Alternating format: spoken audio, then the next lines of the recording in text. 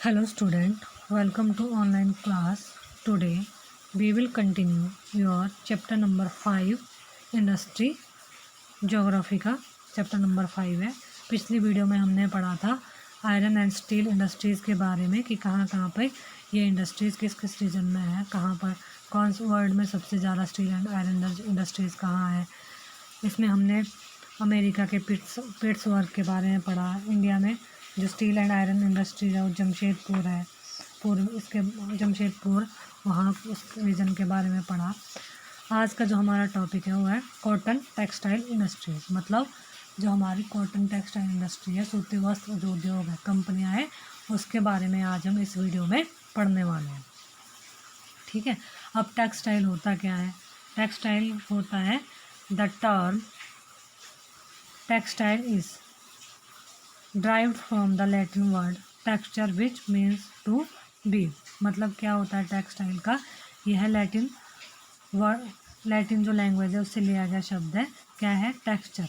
और टेक्सचर का अर्थ होता है which means to weave, और इसमें टेक्सचर का अर्थ है बनाना, बुनना यानी कि। ठीक है, जैसे शर्ट वगैरह बनाते हैं हम।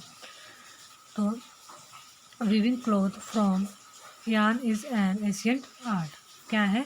जो धागे से कपड़े बनाने की जो क्या है कला है वो बहुत प्राचीन है। Cotton, wool, silk, jute, flax have been use for making cloth. और इन सब चीज़ों का हम किस में क्लॉथ को मेकिंग करने में यूज करते हैं। The textile industry can be divided on the basis of raw material use in them. और जो टेक्सटाइल इंडस्ट्री है उसको डिवाइड किया गया है रॉ मटेरियल के यूज के according. Fibre are the raw material of textile industry. Fibre क्या है? ये एक रॉ मटेरियल है टेक्सटाइल इंडस्ट्री का। Fibre can be natural of और मैन मेड। फाइबर क्या है? क्या होता है? नेचुरल भी हो सकता है और मैन मेड भी यह हो सकता है। Natural fibres are obtained from wool, silk, cotton, linen and jute. जो नेचुरल फाइबर ये सब क्या होता है? वूल, सिल्क वगैरह ये सब क्या है? नेचुरल फाइबर है। Man made fibre include nylon, polyester,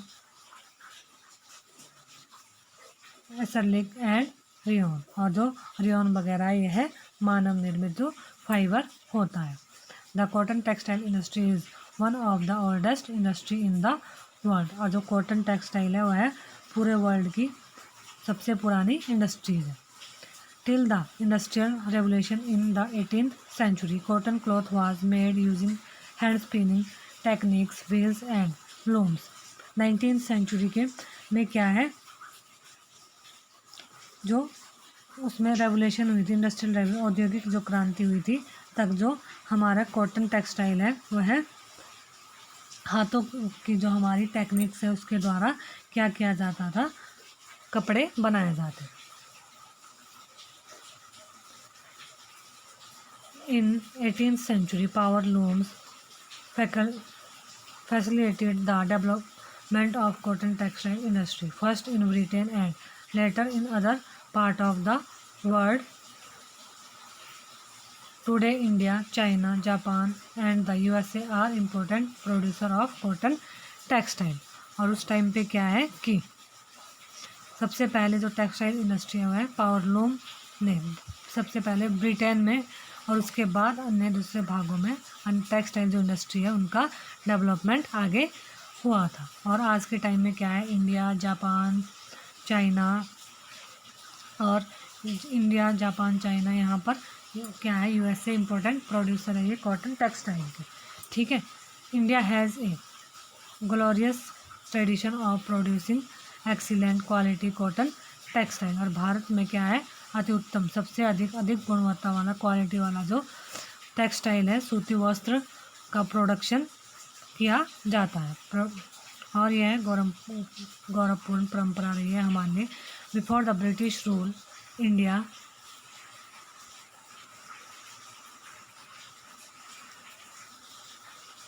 hand spun and hand woven cloth already had a wide market. और क्या है? ब्रिटिश शासन से पहले, रूल से पहले क्या है? हाथ से कटे और हाथ से बुने वस्त्रों का एक विस्तृत भारतीय क्या था, भारत में एक बहुत बड़ी मार्केट थी। The muslins of Dhaka, chintzes of Machilipatnam, calicoes of Calicut and gold wrought cotton of Burhanpur, Surat and Vadodara were known worldwide for their quality and designs.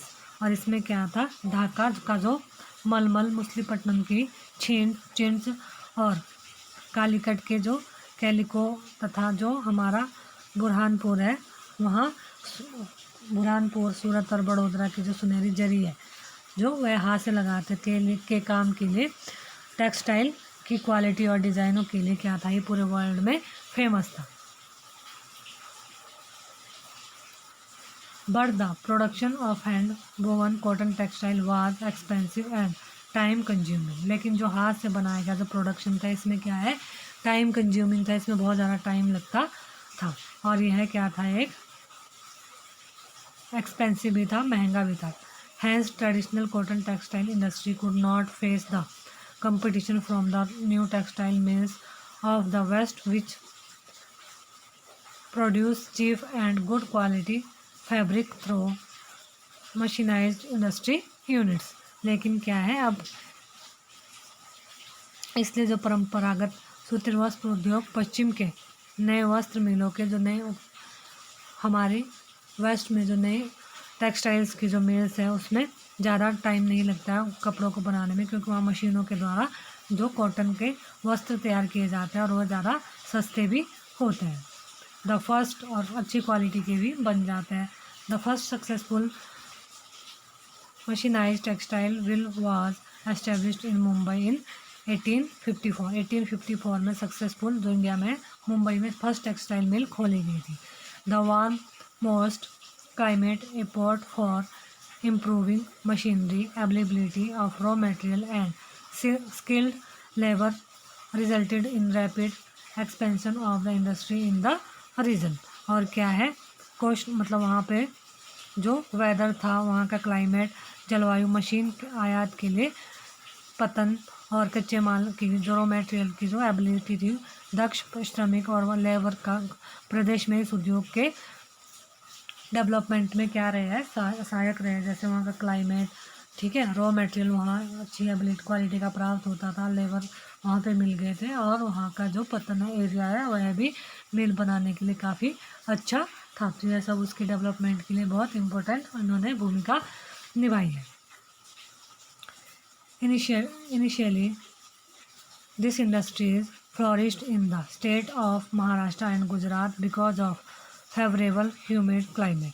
और इसके बाद क्या है, प्रारंभ में ये उद्योग महाराष्ट्र और गुजरात राज्यों में अनुकूल जो क्लाइमेट है के कारण पनपा। But today humidity can be created artificially and raw cotton is a pure and not weight losing raw material, so this industry has spread of other parts of India. लेकिन अब क्या है, जो हमारा क्लाइमेटिक है, ह्यूमिडिटी है, आर्द्रता है, वो अब आर्टिफिशियल से भी हम उसको प्रोड्यूस कर सकते हैं और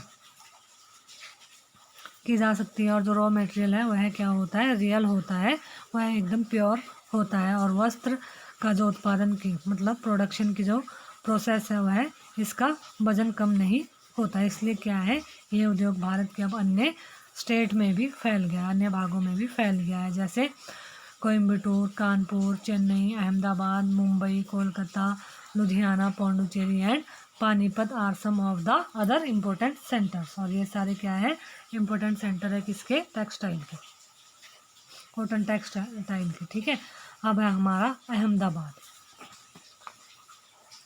Ahmedabad is located in Gujarat on the banks of the Sabarmati river. Ahmedabad क्या है, गुजरात में साबरमती रिवर के किनारे पर है, तट पर स्थित है।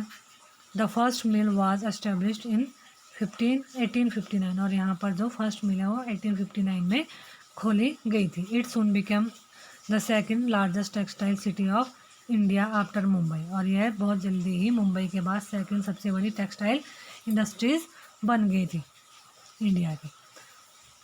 Ahmedabad was therefore often referred to as the Manchester of India.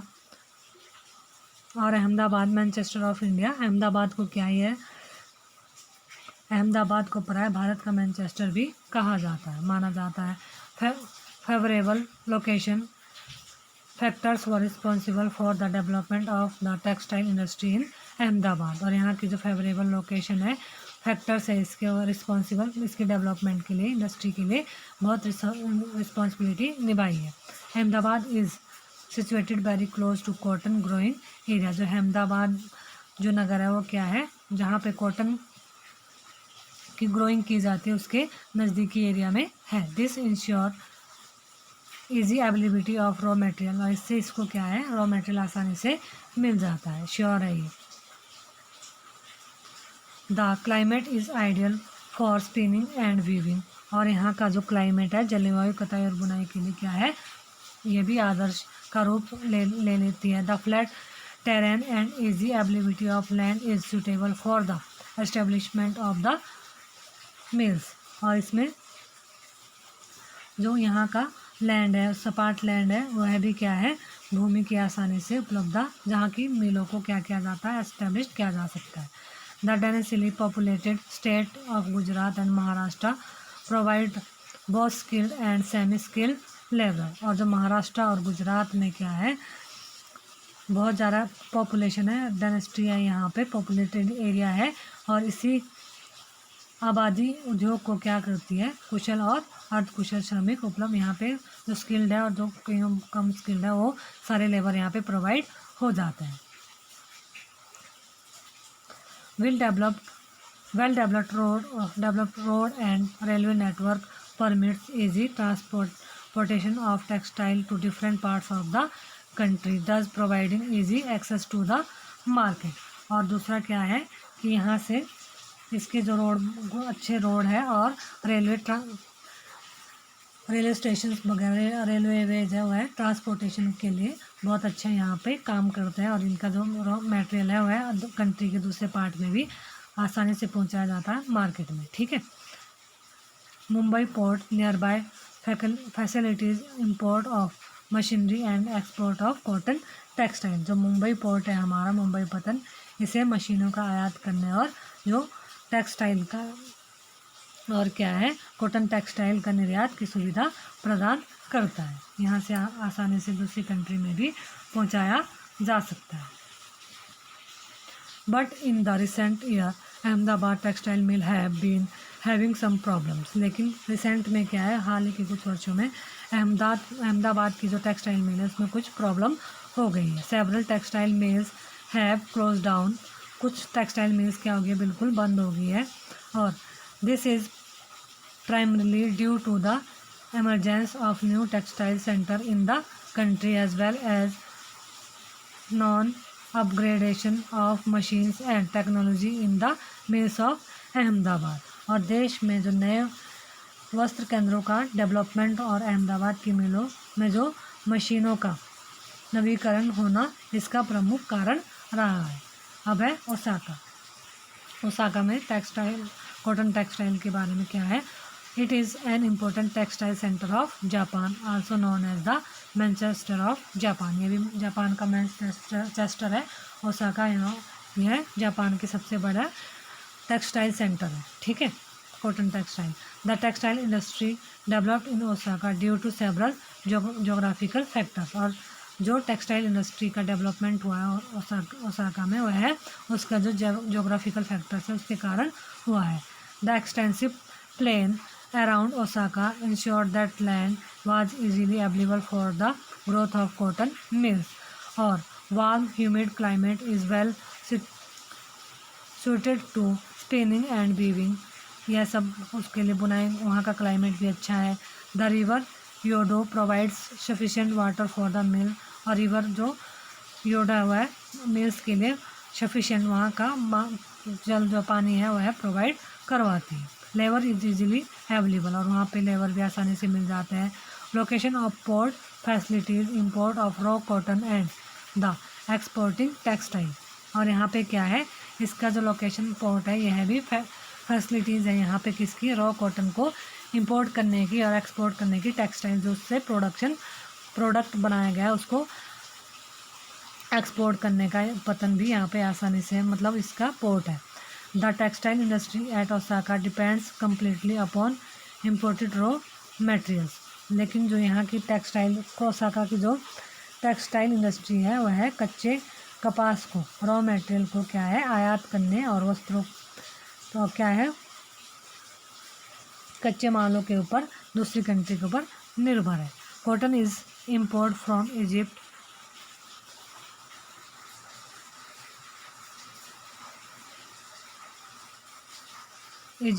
India, China and USA, और इंडिया चाइना से ये कॉटन का इंपोर्ट करता है।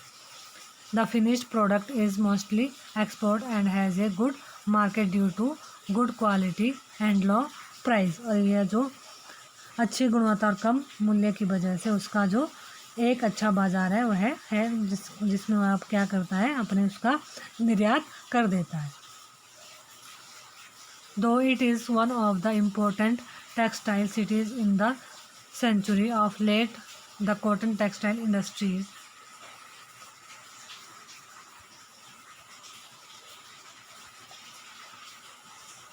of Osaka has been replaced by other industries such as iron and steel machinery, shipbuildings, automobiles, electrical equipment and cement। और यह क्या है, इसमें यद्यपि देश का यह क्या महत्वपूर्ण उद्योग है, लेकिन हाल ही में ओसाका के जो टेक्सटाइल इंडस्ट्री का क्या है स्थान अन्य इंडस्ट्री ने, जैसे हमारी आयरन इंडस्ट्री है, आयरन एंड स्टील इंडस्ट्री और मशीनरी है, जहाजरानी, ऑटोमोबाइल, विद्युतीकरण और सीमेंट लेते जा रहे हैं। तो ये था हमारा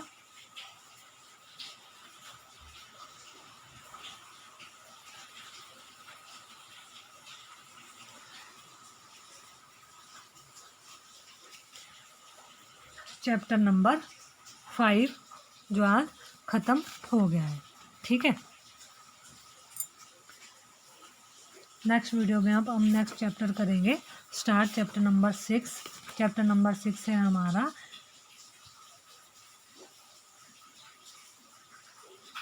ह्यूमन रिसोर्सेज, वो हम नेक्स्ट वीडियो में स्टार्ट करेंगे। ठीक है।